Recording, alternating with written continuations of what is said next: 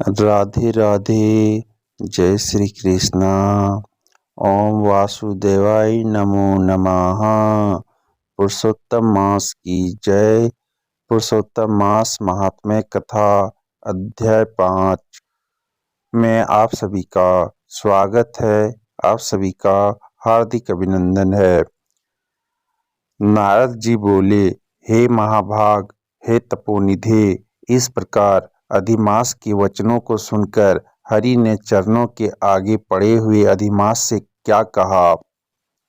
श्री नारायण बोले, हे पाप रहित, हे नारद, जो हरि ने मलमास के प्रति कहा वह हम कहते हैं, सुनो।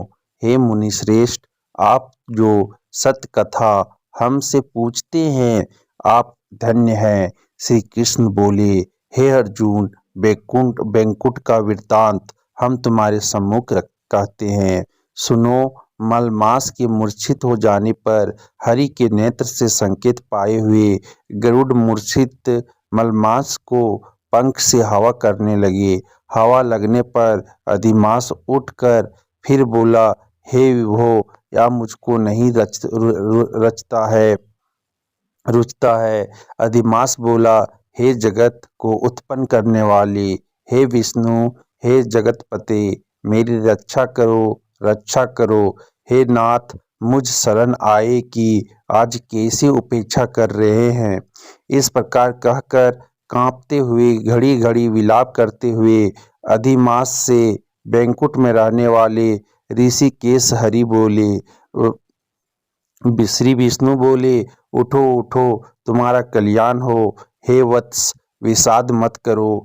हे निरीश्वर, तुम्हारा दुख मुझको दूर होता नहीं ज्ञात होता है।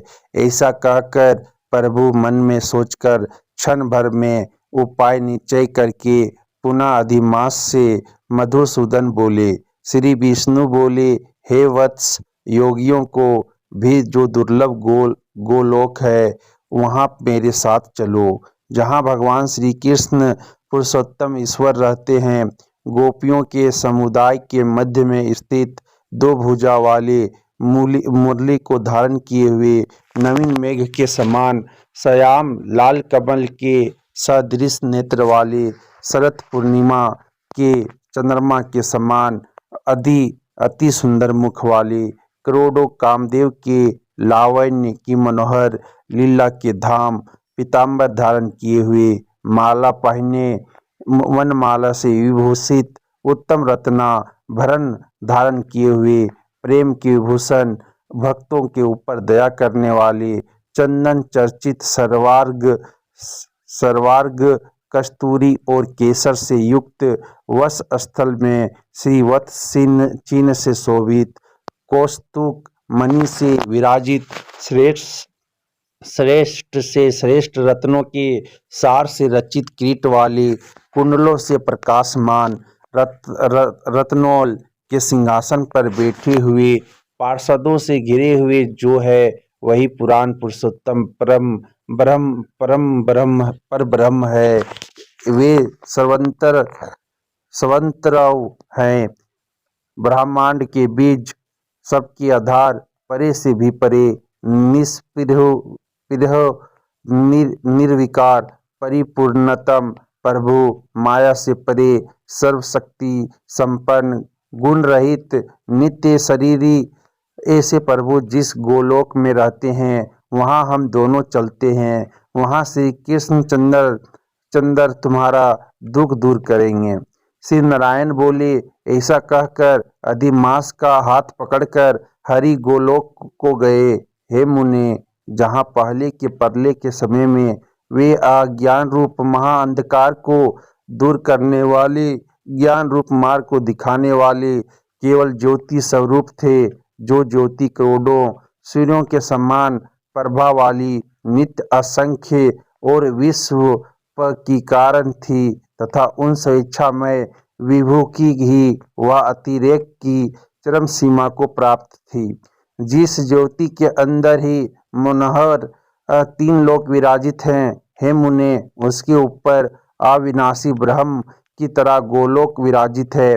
3 करोड़ योजन का चौतरफा जिसका विस्तार है और मंडलाकार जिसकी आकृति है, लहलहाता हुआ साक्षात मूर्तिमान तेज का स्वरूप है, जिसकी भूमि रत्नमय है। योगियों के द्वारा स्वप्न में भी जो अदृश्य है, परंतु जो विष्णु के भक्तों से गम्य और दृश्य है, ईश्वर ने योग द्वारा जिसे धारण कर रखा है, ऐसा उत्तम लोक अंतरिक्ष में स्थित है। आदि व्याधि, बुढ़ापा, मृत्यु, शोक, भय आदि से रहित है। श्रेष्ठ रत्नों से भूषित, असंख्य मार्कानों से शोभित है। उस गोलोक के नीचे 50 करोड़ योजन के विस्तार के भीतर दाहिने वैकुंठ और बाएं उसकी समान मनोहर शिवलोक स्थित है।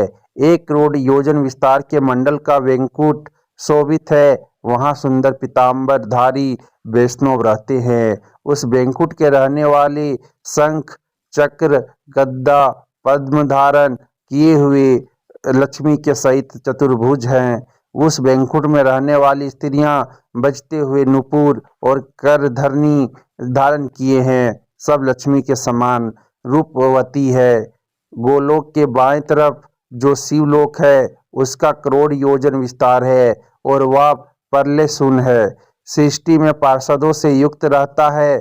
बड़े भाग्यवान शंकर के गण जहाँ निवास करते हैं। शिवलोक में रहने वाले सब लोग सर्वांग भस्म धारण किए नाग का यज्ञोपवीत पहने रहते हैं। अर्धचंद्र जिनके मस्तक में शोभित है, त्रिशूल और पट्टिसधारी सब गंगा को धारण किए वीर हैं और सबके सब शंकर के समान जयशाली हैं। गोलोक के अंदर अति सुंदर एक ज्योति है। वह ज्योति परम आनंद को देने वाली और बराबर परमानंद का कारण है।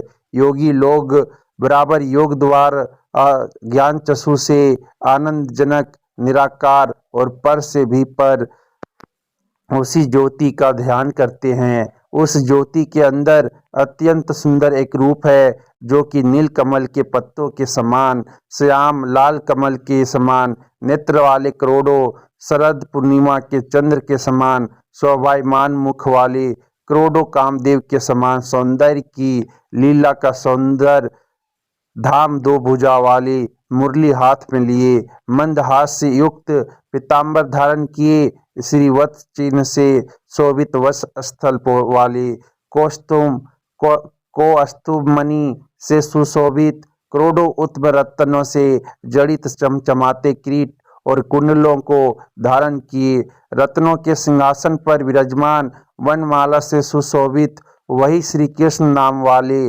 पूर्ण ब्रह्म हैं।